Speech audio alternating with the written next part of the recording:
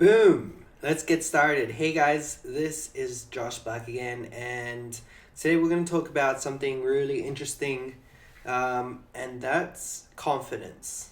And I think confidence is the most probably important thing in business or investing, which is really interesting because most people in investing don't think confidence is important, and most people in business think confidence is over important. Now, this is a very interesting thing because when you're in business, people think that the most important thing is to be super confident, you know, like nothing's going to happen unless you're very confident. But the truth is, you don't have to be too confident to start. You just need to start, right? You can have very little or low amounts of confidence, but by starting, you're going to gain confidence, right? It's okay that you don't have confidence at the moment, right?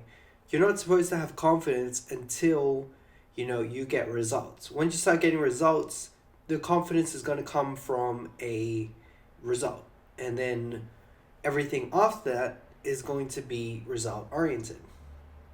But with investing, you're going to have a certain confidence that doesn't really come with the investment, right? Because the investment is an already built asset. And if you don't have confidence in your assets, it's like being a director of a spy agency and all your agents are spies. If you don't have any confidence in your spies, then you wouldn't send them out, or you'd get them to do things which wouldn't be important enough. And that's basically the same way of investing. If you're so scared to invest in the right kind of assets, you're going to go into low little assets that won't really produce. But when you have confidence in your assets, then an asset could be like a house or a stock. But for the people who, let's just say, if you don't have confidence, you're not going to get a good asset. And you'll, for example, someone who doesn't have confidence in investing would probably buy a house. It would be a very cheap house, and they'd try to renovate it, and for long their asset has already lost money because you put your money, instead of letting it continue and raise money for you and only doing the bare necessary to keep it going so that you can keep on using it and building up so you can get bigger assets. You tried to rebuild it and you lost money from that. But let's just say on the other side, in business, if someone in business, they don't have confidence in themselves, what do they do to get confidence? They start doing something to make sales, doing some work, doing some this, doing some that.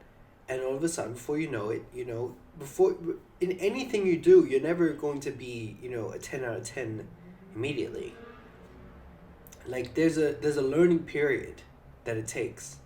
So by doing these things again and again and again, you slowly start to begin to realize that there is a strength in you that you never saw was there, because it wasn't there before, because you didn't know how or what to do. You only get there by mistakes, failing, and things like that. And that's what's great, because when you're starting out and you have no confidence, then failing is like inevitable. You just know that. You're like, oh yeah, of course I'm gonna fail, you know I'm not that good. So when you have that big mistake, which if you were super confident, like, yeah, I'm getting into business, I know what I'm doing, okay, let's go, all of a sudden a mistake happens and you're crushed because you weren't expecting yourself to have a failure. But the person without the confidence, who's being real more than the other person, someone who's being authentic to themselves, not they're being congruent to what they really are, that person's going to do pretty well. you know The mistakes are gonna happen, um, and that's what happens. But on the other side, with investing, like if you go in with low confidence, you can see the kind of path that it goes to. You know, you're not using everything to its full potential. You're not, letting things be leveraged. You're not letting yourself, have ease of mind. When we have investing is the ease of mind. It's not supposed to be an emotional matter. Like we've got to take emotions out of this. There's not supposed to be emotions in investing. Investing is like an emotionless, kind of just like by the numbers, that's it. But with business, it's very different. Like you have to be able to have your emotions in check. That means every single thing that's going to come to you, you have to be able to kind of flow through it, um, and let that kind of build confidence. So your failures will make your confidence, instead of every single time a failure happens, all of a sudden you're crushed. Like I've seen those people in business that literally anything that happens to them in business, they literally get crushed. And it's so terrible to see, because those are the things that make me confident. Like every single time I have a failure, I say, well, thanks for this failure. Now this is not going to happen again, because now I've learned about it. And you can't anticipate failures, because there's no one out there telling you exactly where you're going to fail every single step. There's no course you can buy. There's no, mentor you can follow, because at the end of the day, like business is lifelong. If you're going to do this, for more than a year, more than just selling t-shirts for a year in and out, quick, try to get in. This is going to be lifelong. If you want to start, multiple businesses, sell $1 million stores constantly, this is just the way it's going to happen. Your failures are going to build your confidence, or else you wouldn't get to the next level. Because even for every single CEO out there that has ever gone to the highest levels has pretty much all lost their companies, including the person who is probably the most important genius of our generation and biggest entrepreneur of our generation. I Oh my god, I can't believe I forgot his name. The guy that invents the light bulb. This is embarrassing. Um, yeah.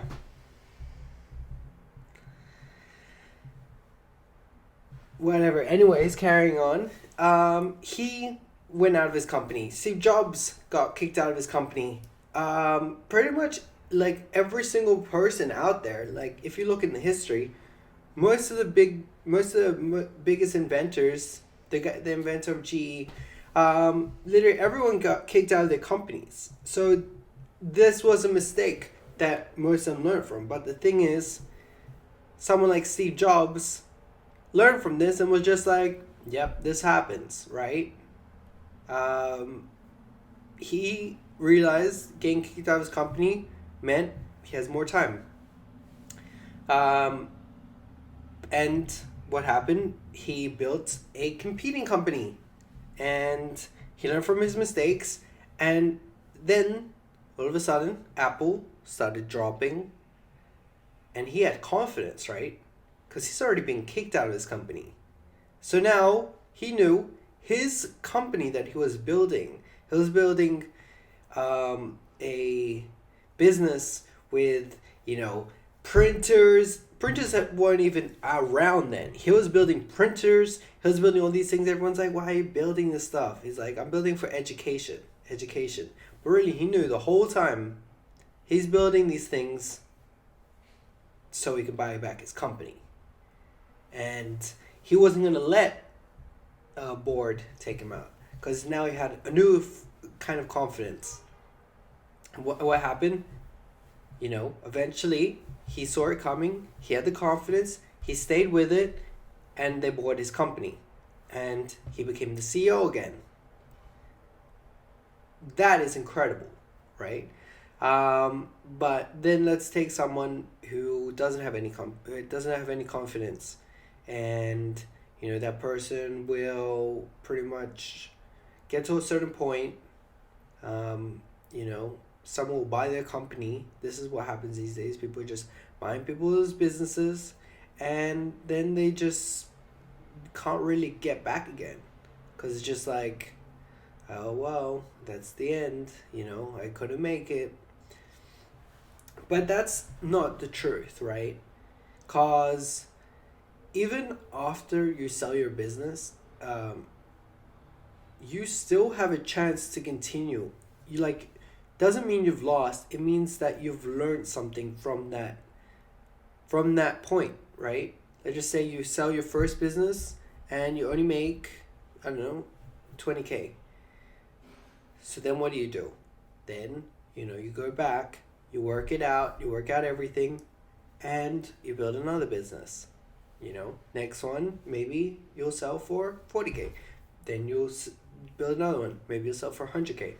But the thing is, it doesn't matter. The main point is that you're always kind of building confidence. And let's just say for the investment, if you hold on to an investment and you have confidence in it, then you let it build itself to the next investment, right? Things will happen, there will be crazy things that happen.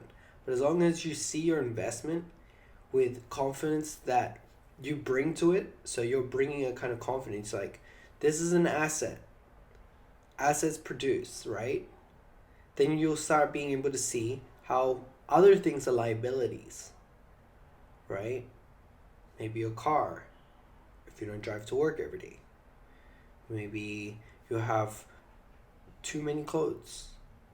Maybe you have a place which isn't actually bringing you any